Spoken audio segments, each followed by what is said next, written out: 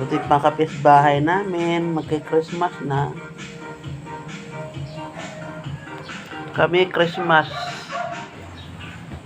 kulang. Sabagay, matagal na panahon din hindi kami magkakasama-kasama ng Christmas. Ang pamilya ko dahil wala ako. Nasa ibang bansa ako. Ngayon, andito nga ako sa Pinas.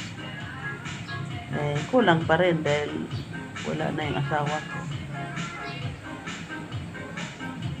Nakakalungkot, no? Pero ganun talaga.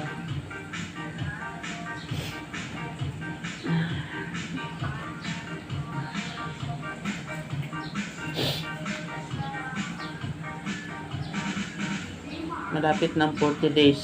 Kaya kailangan ko na mag-move. Gagawin ko na yung mga dapat kong gawin. Yung tinatamad ako lagi. Gusto ko magkikilos-kilos na ano ko na yung mga katawan ko. Gusto ko nang magsayaw-sayaw, ibanat-banat. Kailang gusto ko nang palipasin yung 40 days.